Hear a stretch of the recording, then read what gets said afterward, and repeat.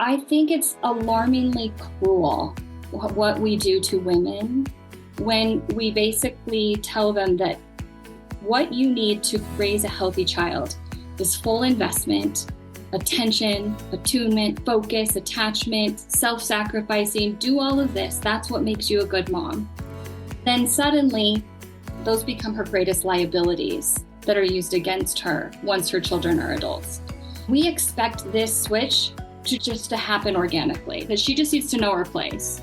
I view that in a way as like kind of using women. Have we given any credence to her experience in the attachment? Hello, everyone. Welcome to Bite Your Tongue, the podcast. I'm Denise. And I'm Kirsten. And we hope you will join us as we explore the ins and outs of building healthy relationships with our adult children. Together, we'll speak with experts, share heartfelt stories, and get timely advice addressing topics that matter most to you. Get ready to dive deep and learn to build and nurture deep connections with our adult children, and of course, when to bite our tongues. So let's get started. Hello, everyone, and welcome to Season 4 of Bite Your Tongue, the podcast. We are so glad to be back and excited that you are here with us. We're going to cover everything from daughter-in-law issues, being a good mother-in-law, grandparent, and even have a poll our guest is going to share about what bugs young adults the most and what bugs us. Let's see if we all agree with this. Denise, would you like to introduce our guest today? Yes, Kirsten, can you believe we're heading into season 4? This is sort of amazing, but welcome everyone. As Kirsten said, we're glad you're with us. Today, we're going to have Rachel Hack.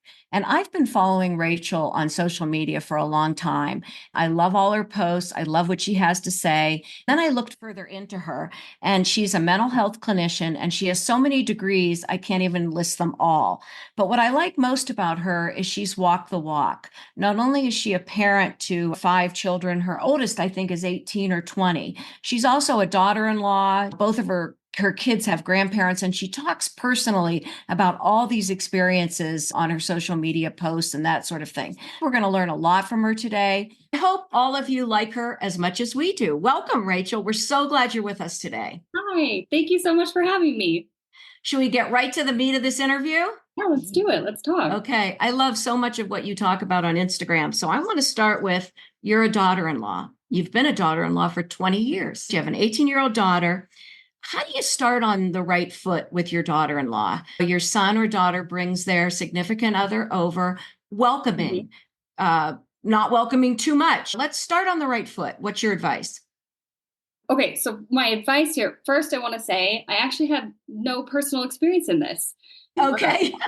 So I guess I'll start by saying that I did not start off on the right foot. So I'm not an expert in that department. I'm actually more of an expert on how to get things back in alignment when things have gone so terribly wrong foot. So my mother-in-law and I did not get along initially in our relationship. My husband and I had been high school sweethearts.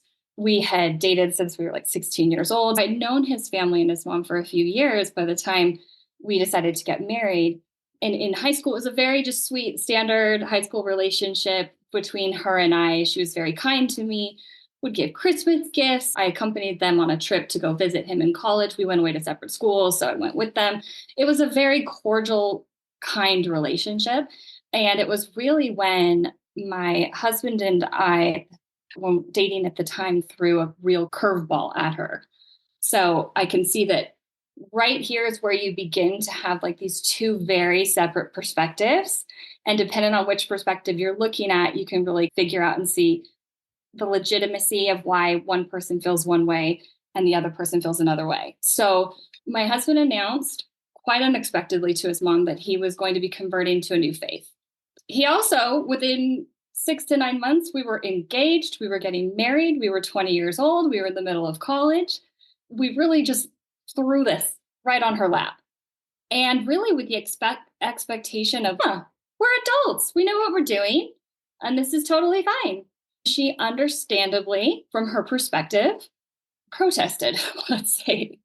She absolutely was blindsided by it because my he's a peacemaker by nature, somewhat conflict avoidant in that way. So he didn't really bringing her in on what his decisions were until they were made. They had a historically very close, loving relationship. So she was completely blindsided by this. She reacted strongly. I reacted strongly right back because, from my perspective, it was like, here I am living my life. I'm an adult. We can make our decisions. This is an overbearing, enmeshed mother. She's behaving like a narcissist. I didn't have all that language at the time, but if I had a TikTok account and Insta therapy, I would have been armed with all the psychobabble and I would have used it. To my perspective, she's lacking boundaries here. She's toxic. She was angry. She was irate. She absolutely let us know what she thought about these decisions. She was begging us to think and take more time and consider this. And he had been raised in a different faith. She wanted time. She wanted to consult as a family on all of this. And we were kind of like, no, it's our life. It's our decision. We're doing it. You can get on board, or too bad, was how we approached it. So thank God that this woman decided to fight for her relationship with her son. She decided to get a therapist. So she said, can we do therapy? I don't know what voodoo magic this man worked back in the day. I wasn't in school for counseling. None of this was in my even awareness. But I agreed to go to these group family sessions and individual. This therapist really did a great job of, I don't know how he did it, but somehow I came out feeling understood. She came out feeling more understood. We had a family reconciliation conversation that went very well. And it really changed the trajectory of us being able to plan the wedding and go through things with civility and some respect. I won't say that everything just gets buttoned up perfectly. The next few years, it was a lot of little ruptures, mini ruptures, repairs, as we really got to figure each other out throughout the years. I worry that if this had been today versus 20 years ago, I really think I probably would have, without any guilt, pursued the path of like, no contact. This has been too much. We need to just live our life. And I would have really missed out on the opportunity to build something that I'm very proud of now. Now, as a therapist, and you have people coming to you, many of them you say are over 50 and their mother-in-laws, what advice do you give to these women or even father-in-laws on someone's going to marry too young, someone's going to marry out of their race, religion, whatever it might be? How do you advise people? I'm in the age where our kids are getting married and this and that. And how do we become part of their life, but not, like you said, overbearing, narcissistic, that sort of thing? Mm-hmm. I think it's really important to examine your expectations and the sort of unenforceable rules that come with your expectations. Like, what is it you're really dreaming of or expecting when your son or daughter partners and ends up with another person? Are you expecting that this person is going to absolutely want to be a part of your family system because you're warm and you're loving and you invite, and that they're just going to want to join in and it's going to be great? Is that the expectation right now? Is the expectation that in-laws are a nightmare? It's like an invasion to your family system. It's probably going to go poorly. The best you can hope for is kind of a distant civil relationship with each other. I think we come to the table with a lot of unconscious expectations based on our history, our experiences, what we've observed, cultural messages, all of that. So I recommend that you examine your expectations and start to erase them. Like, the more you can create space for the unexpected, more you're going to be able to adapt to create a truly unique story. Because that's what it really is going to be. It's going to be a unique story of your family and how you all relate to each other. So that's a big one. I have a question based on something else you said as far as the Insta therapy. Now you've got our generation. We didn't have all of that, but our kids all do. That's another complicating factor because they throw stuff back at us. And I don't know that we have the tools to address whatever's going on there. Like, we don't understand it. We're not going there. We probably won't be going there. So how does that play into us healing those relationships, assuming that we set aside the expectations? Because one of the things I see is a lot of kids are like, oh, well, on TikTok, they're saying I should do blah, blah, blah, blah, blah. And that's the direction they go. And here we are saying, well, let's do therapy. Let's all do family therapy. And they're like, I got it. I'm doing it my way. Yeah. Yeah. Well, the first thing I counsel parents on with this one, because I even come with kind of a heavy critiquing lens on the whole TikTok Insta therapy world and the sort of oversimplified messages. So I come hard at that, but I don't recommend you actually do that in your relationship with your child. So say they're bringing up the words and you're hearing, you're like, that's that weird TikTok stuff you guys are listening to. This is garbage. I don't recommend you say that. I don't recommend you just say, oh, this is all that nonsense, you guys, and your boundaries and whatever. I don't have to listen to any of this. The more defensive of a posture you assume, it's more evidence of your guilt, according to the TikTok Insta therapy world. So defensiveness is never going to be the posture you want to approach with this. So as hard as that is, because it is very hard when you're actually in interaction with your children in that way, if you need to go disarm your defensiveness with somebody else and really just pop off, go on about, oh, I'm so sick of this. I don't want to deal with this. I'm feeling so defensive. Go ahead and go do that with somebody else. But when you're with your child and you're trying to like interact, really adopt a posture of curiosity. Like, so, okay, what do you mean by that? Okay, I heard you say boundaries. What boundaries do you feel are being violated right now? Okay, what would you like me to do differently? And how would you like to move forward together? What do you need from me? What changes are you seeking? I think you'll get off to a much better start if you adopt that posture versus the defensive one that understandably comes up naturally, but you've got to get that one in check. I think that's really important. And I think we're going to cover some of that when we get to this poll, and also the pros and cons, or the things that you learn from your 50 plus patients. Anyway, let's move to grandparenting real quick. We're just going over these 3 periods of life real quickly, and then we're going to get into the real meat. Give us what listeners should know that make a loving grandparent, and what are the pitfalls they should avoid. Okay. Here, I'll actually give some personal examples because my children have grandparents on both sides and they're very different and they grandparent differently. But I see them very much as these beautifully unique puzzle pieces to my girls' like mosaic, that they really fill in very unique spaces for my girls' hearts in their relational world. I have a question. Are all 5 of your children girls? They are. Yeah. Oh, for some reason that didn't click with me. Okay, go ahead. Yeah, I've got 5 daughters. Yeah. And what's weird is my brother just above me has 5 boys. So we can't figure it out. We're like, what's happening? So yeah, it's pretty funny. Oh my gosh. Okay, go ahead. My side of the family is very large. So my kids get a lot in the grandparent realm of like cousins and chaos and loudness and activity.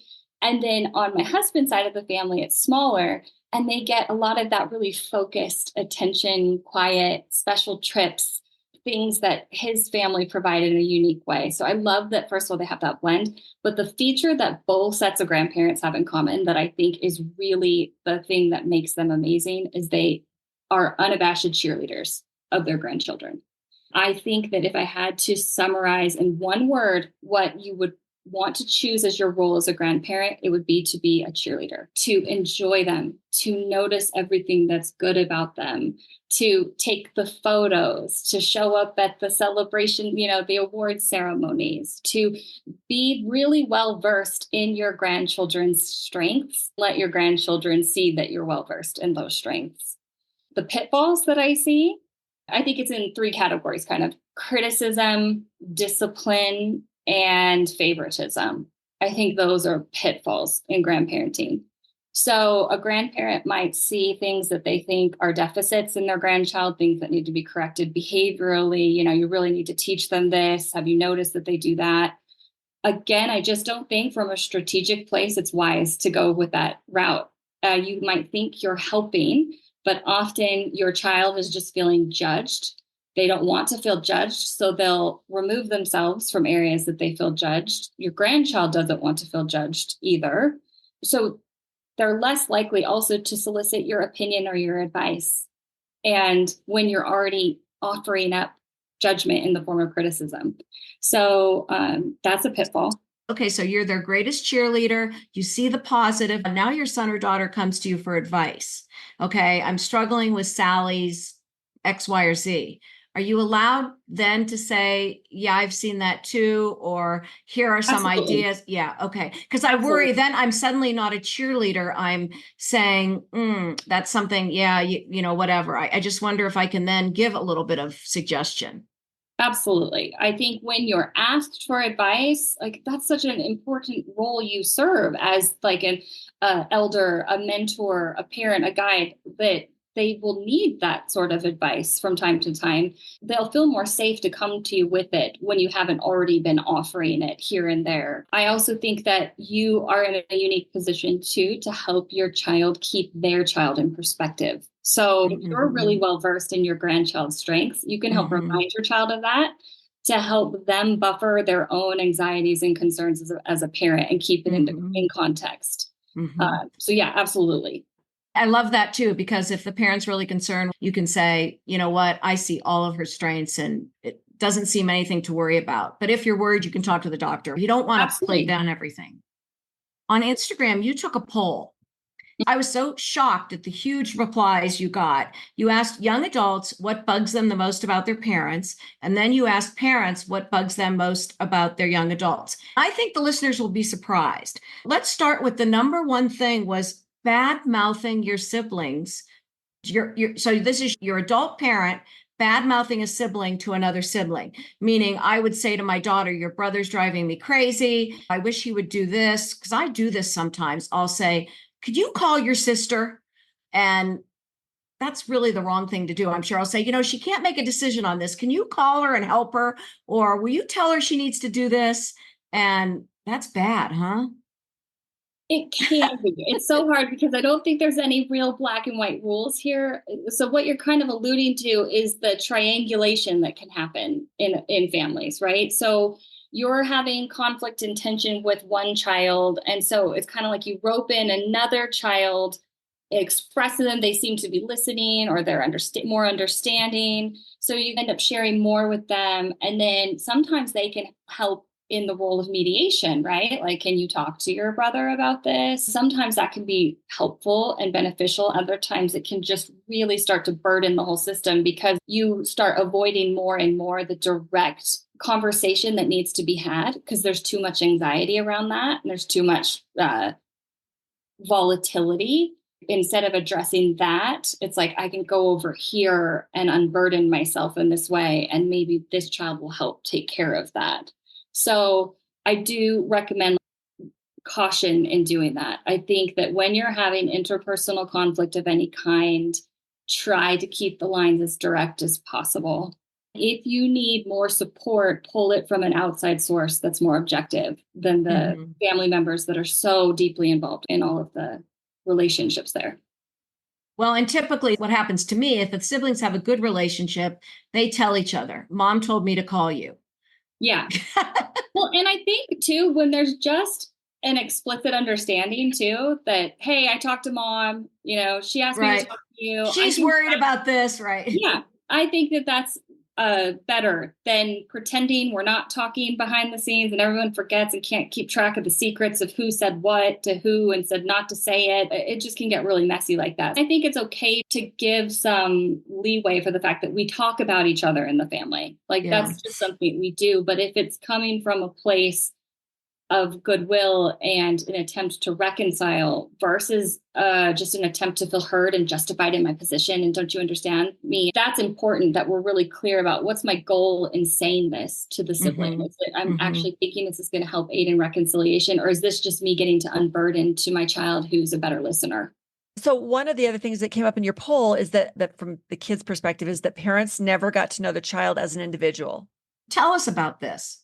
I think that there are children, and once they become adults, they really feel like my parent doesn't actually know me. Like they don't know what I do at work. They don't know my friends. They're not very curious about that. They start to really confront the fact that I really felt like I'm a piece in my parents' play. I'm a supporting role in their story and in their dreams. And I felt that way for a long time, instead of really feeling like they know a lot about me and my dreams. And that absolutely can happen. I mean, you can have parents that are just very much wrapped up in the dream of what they were building for their family and their life. The children are just supposed to integrate and follow along and obey and do it the way we do it. In those types of systems that I would call very low in differentiation, oftentimes an individual child will feel unknown, because anytime if they tried to express what was different about them, it was kind of clamped down on because it didn't really match with the broader, the system and what the parents wanted to think of the family as. Yeah, it makes sense. But I'm wondering, as a parent of an adult child, how do we know whether we've done that? Can we ask the child? I read somewhere that sometimes kids don't feel seen. What if we have been doing that all along and now we want to change our ways? Yeah.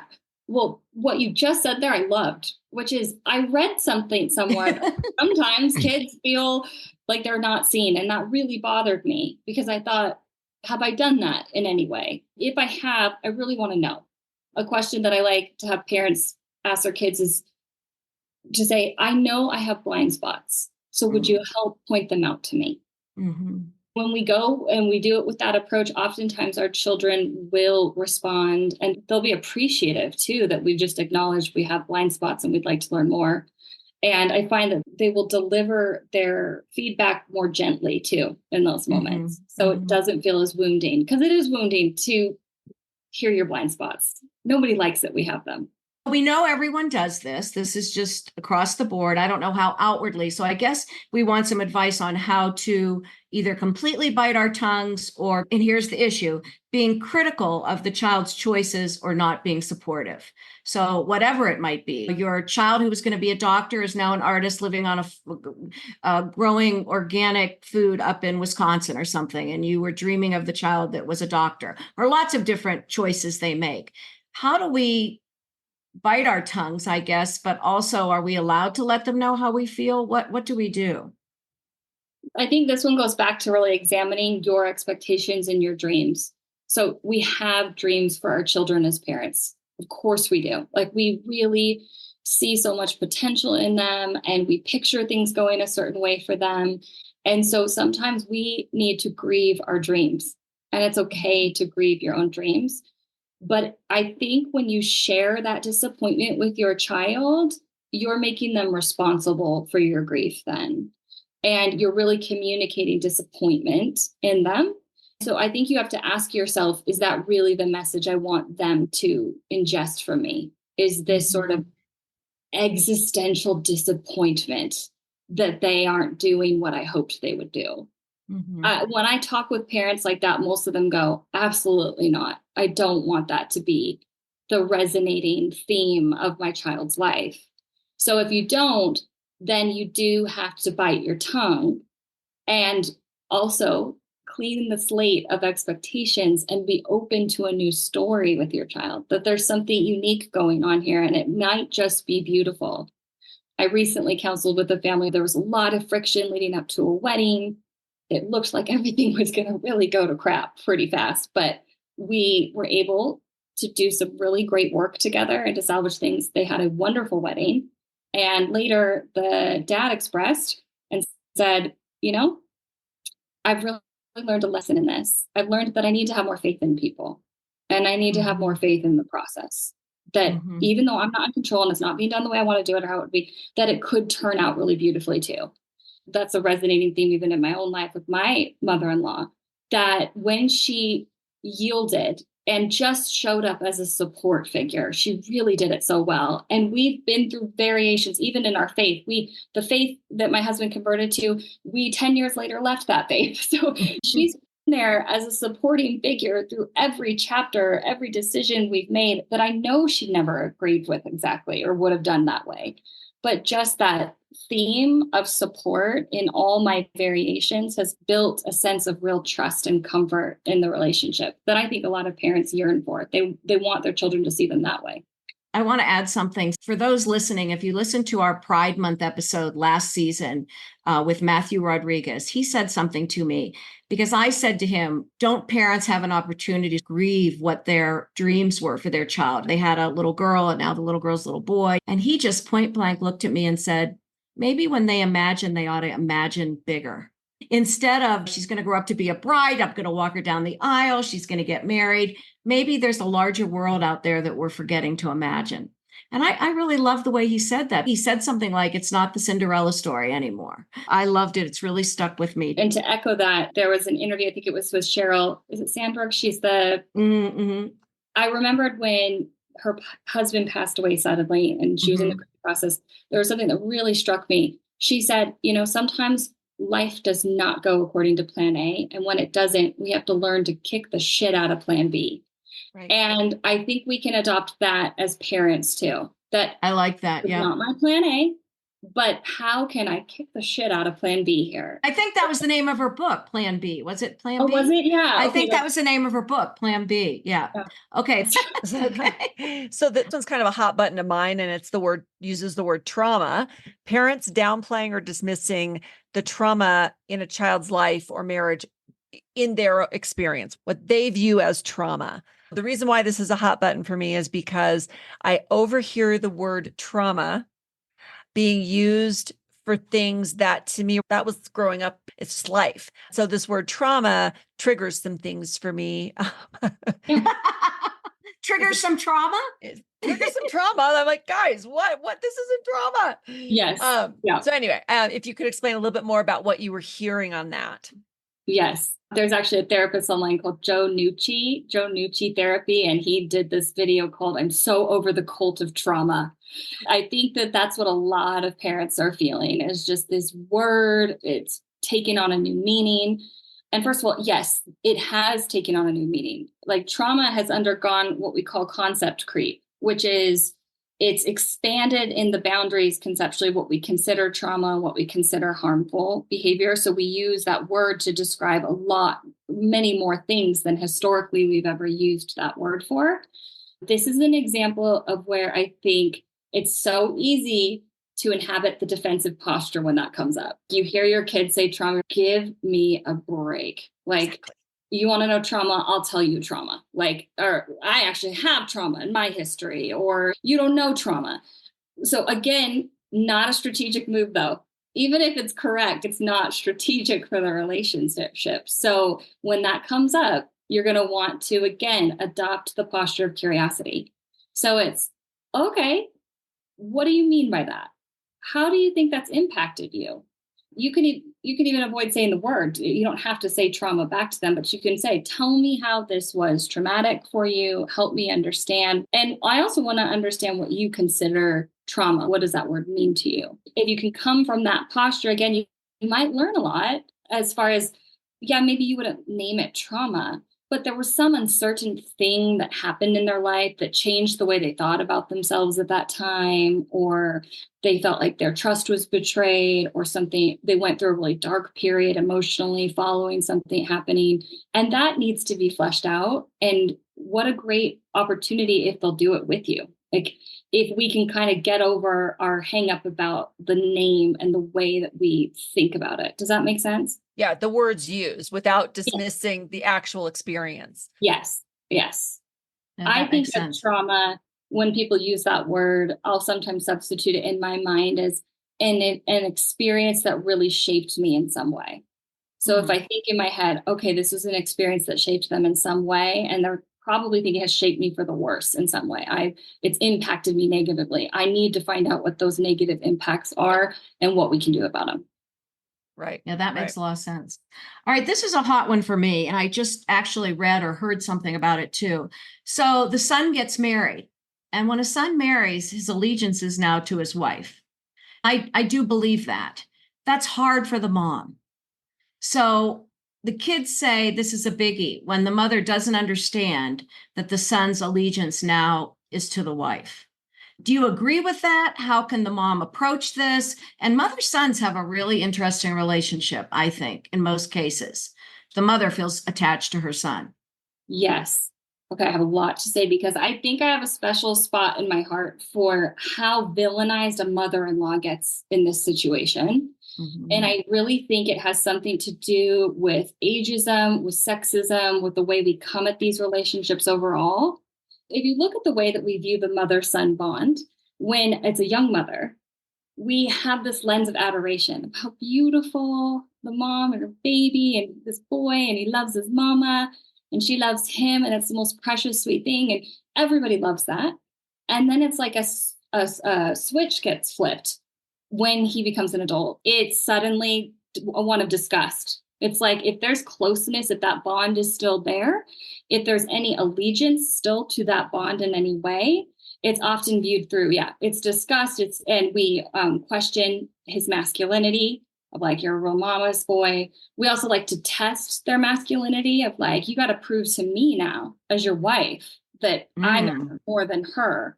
I think it's a very like binary way of looking at things, because I think it's entirely possible for a son to have full allegiance to his marriage and his wife, and to have allegiance to a relationship with his mother in the broader system.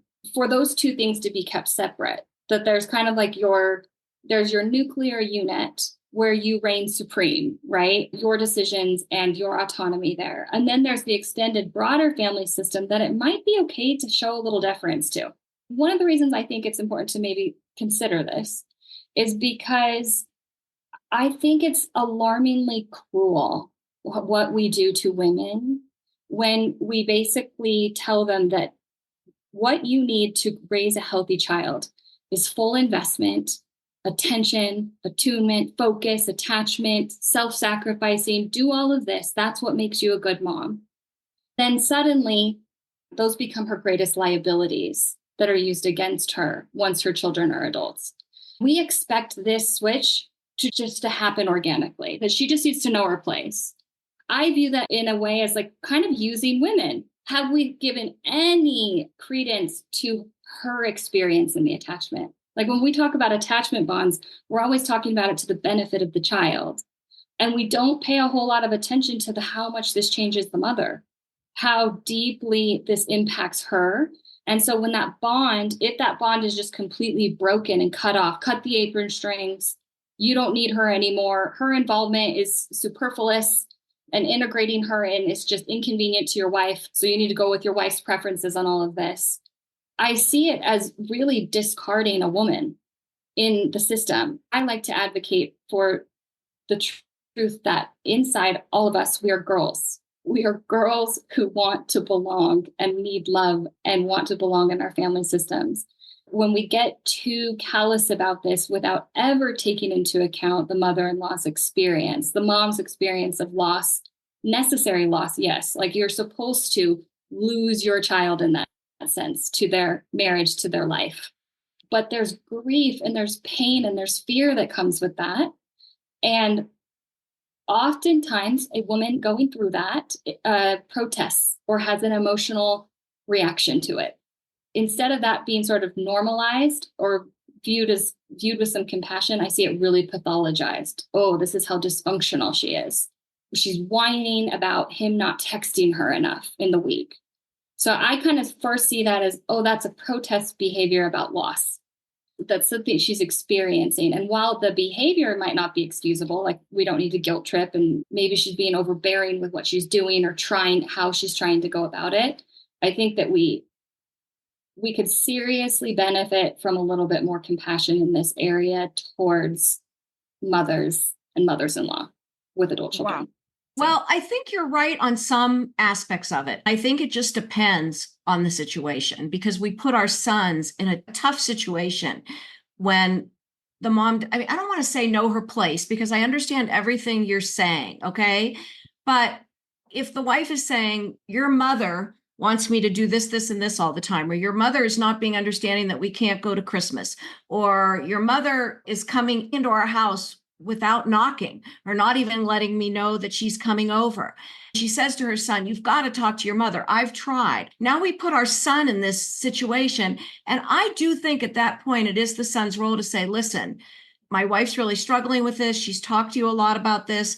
I love you very much, but I do have another nuclear family.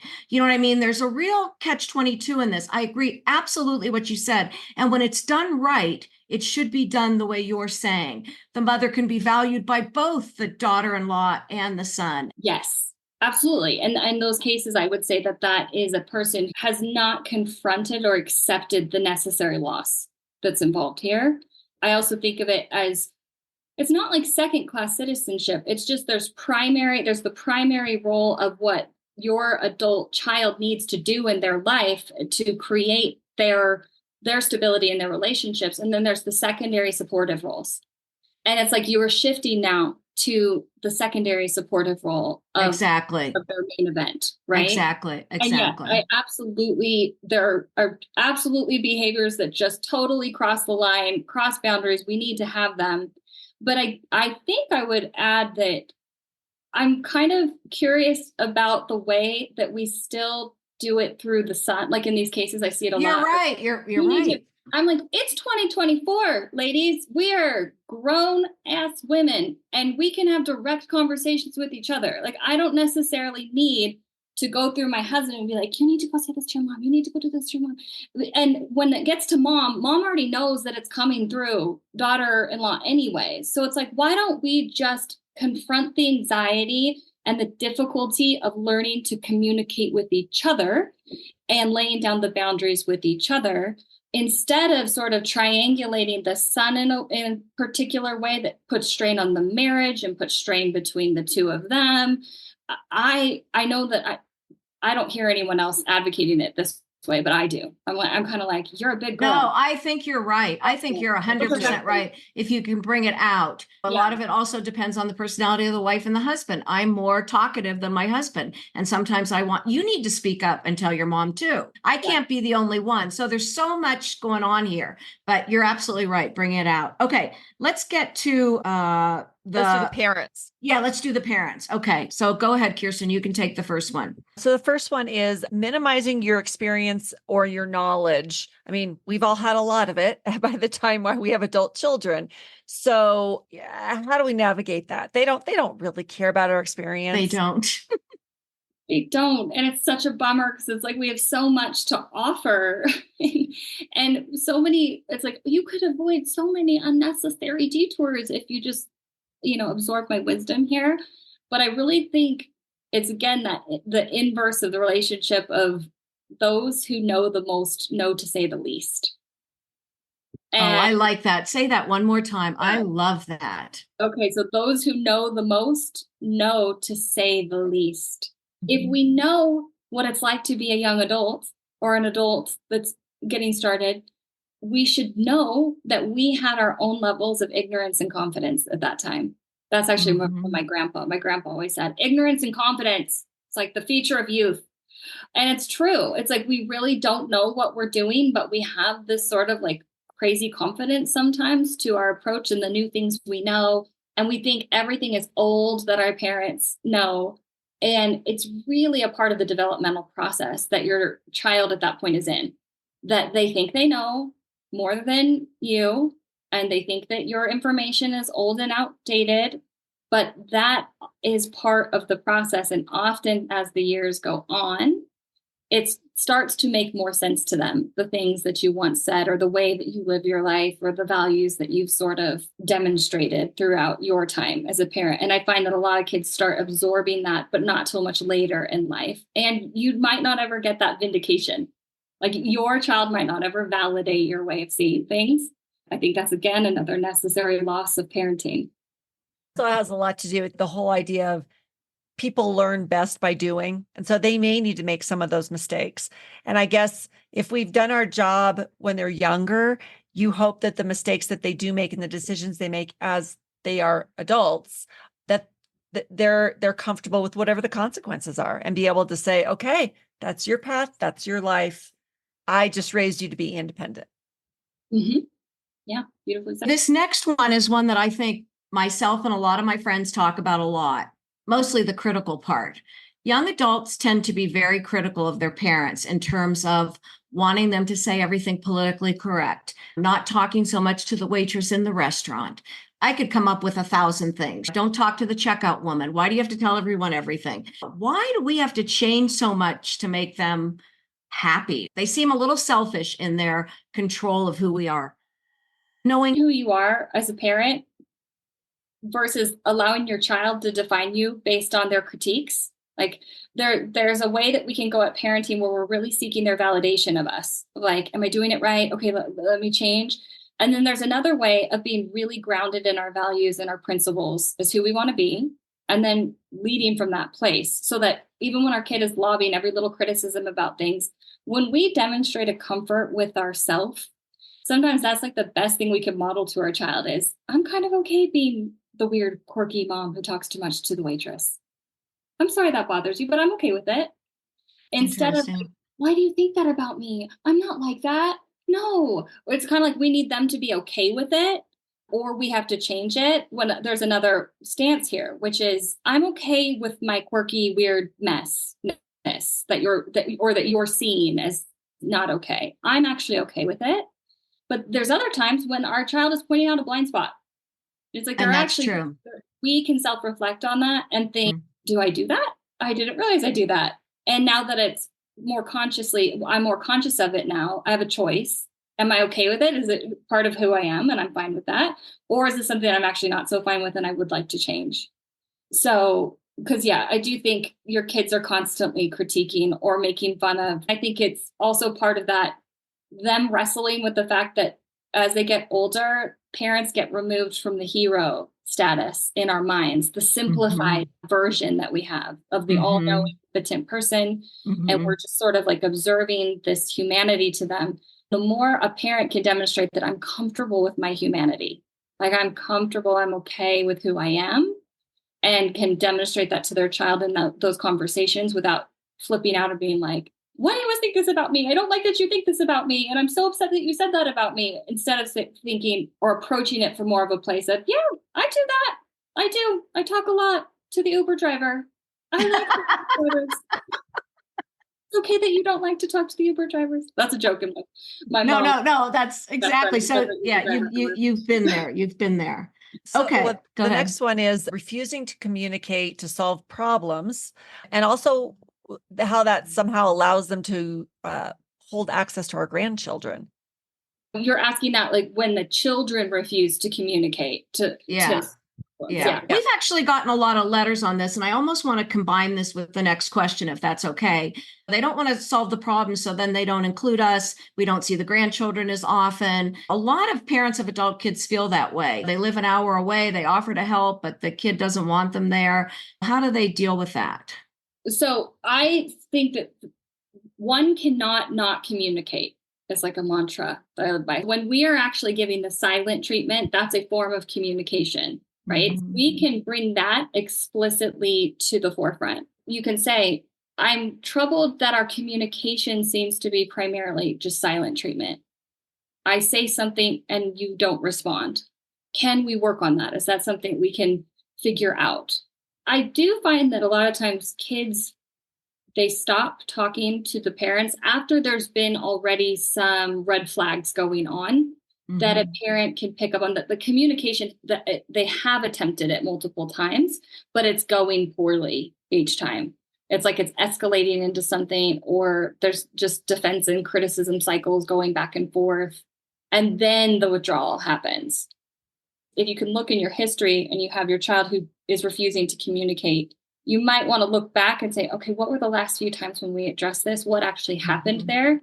And do I need to bring that up when I ask them to have another conversation? So I know we've attempted this conversation a couple of times before. I want to apologize. I said that thing, or I said that your wife was behind all of this, just trying to ruin the family or whatever it is. And I think that maybe that's why you're not wanting to have a conversation now with me. Would you be open to trying again? Would you be open to attending family therapy? Pick the therapist. You can offer those kinds of options. You say you have a lot of patients over 50. They've had this great relationship with their kid. Now they're walking on eggshells. I want to talk about 3 things you talk about that sometimes adult parents can do: stonewalling, defensiveness, and passive aggressiveness. Explain them what they mean and how we do it. Okay. So stonewalling is actually an involuntary response in us. We don't intentionally do it. It's just like when you are in conflict and arguing with somebody and you just get to that place, you're like, I can't anymore. I can't.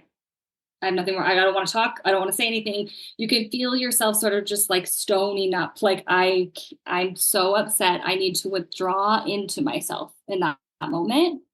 And so someone who stonewalls, they emotionally withdraw. They won't come to the table for the conversation anymore because it's too upsetting. It often looks like the silent treatment too. They withdraw everything and just kind of clam up. We're not going there anymore. If you find yourself doing that as a parent, like I see it where a parent and their the adult child criticizes, gives feedback on something that really has bothered them about the parent. And the parent is so wounded by that. They feel misunderstood and they're hurt. Parent shuts down. Just like, nope. if that's the way they're going to talk to me, if that's how they actually feel about me, I'm done. The emotion that shows up. When that happens, it's like we can't move beyond that until we learn to self-soothe and figure out, okay, can I get myself regulated enough and calm enough that I will reinitiate this conversation to seek a repair again. But sometimes when we get to the stonewall phase, we just shut down and then everything gets swept under the rug, or the relationship becomes more and more distant, or we start faking that things are okay when they're not because we can't go there. Interesting. Okay, defensiveness. Defensiveness is just basically like not taking accountability. You make excuses or you are in denial.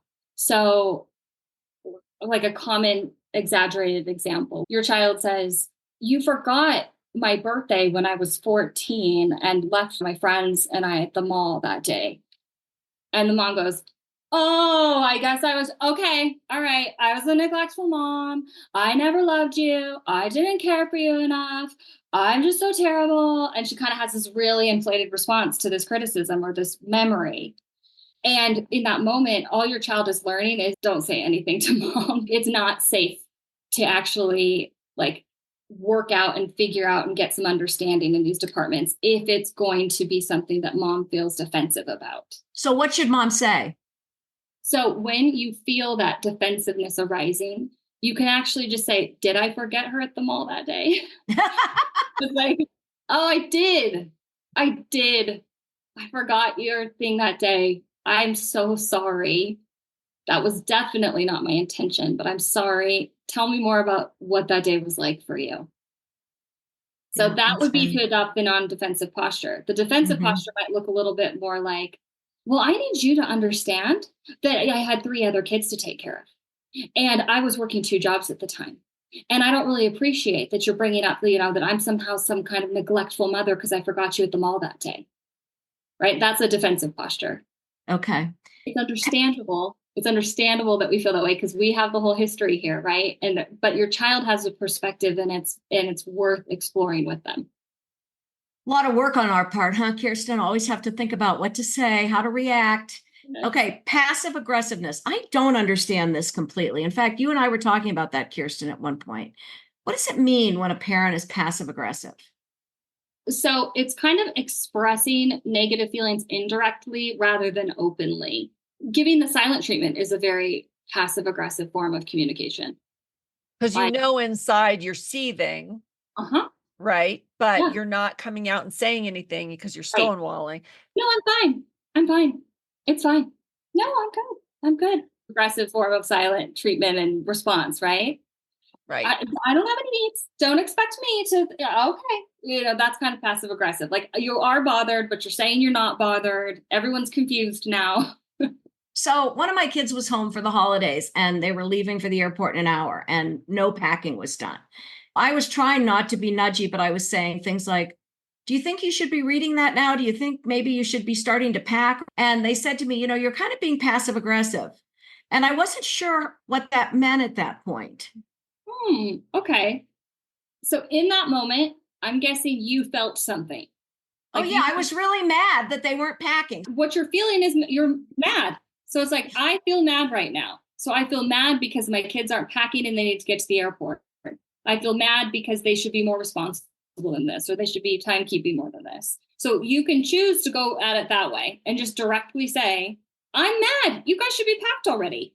And I'll say, then that at least is not passive. It's somewhat aggressive.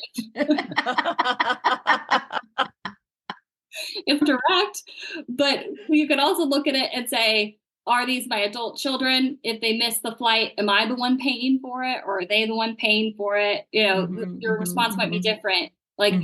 It's understandable for me to be mad about this. It's irritating, but is it something I need to bring up? Or is this one of those things I can practice like a healthy non-attachment to? Or what? However you guys get to the airport is on you. So long as I'm not paying for the tickets. I might need to say, I'm actually mad because I paid for these tickets and I want you to get to the airport on time. So I like the way you said something about not non-attachment. What did you say? I call it practicing healthy non-attachment. Yeah, healthy non-attachment. I really like that. Silent treatment. It's not, I don't care about you guys, whatever. I'm just not going to care.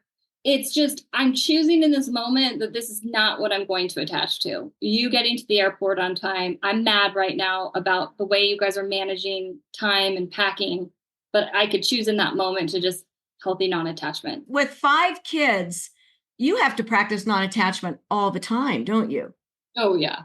Yeah. Yeah. Although I will say I'm still in the phase of really active parenting in that I only have 1 adult child and 4 that aren't. So I sort of know that I have these challenges coming my way. There's the saying, they know the literature, but not the life. I know a lot of the literature. I don't exactly know the life directly as the mom yet of all these adult children. Right. And your adult child, you've still got some stuff coming up, which is why our podcasts exist. Yeah, these are the early years. Your daughter's only 18. You're at the way beginning. No, I need all the tips, all the advice, I need it all. I think maybe this is a part of that process too, of developing more compassion as we go throughout our lifespan for others, including our own mothers, our own mother-in-laws. Like, this is so much harder when you're doing it. Well, and also, like you said, you're in active parenting. It's hard to flip that switch right off. Yeah. So that's really, you got to flip the switch suddenly. And when do you flip? And I'm like, are you still going to check in when you get home? Like, I'd like a text. Like, wait, no, she doesn't have to text me when she's home. But how will I know she's safe? I guess I just have to practice healthy non-attachment, that she's going to be out there doing her thing. And I don't get to know every single day that she's home safe. If she doesn't text or call or whatever, I just have to work on that. So there are 2 great questions that you suggest parents of young adults ask. Would you be willing to ask those and explain why they're important? Yes, I think that these are kind of my 2 ideal questions that both the parent can ask to their adult child and an adult child could ask to their parent. Okay.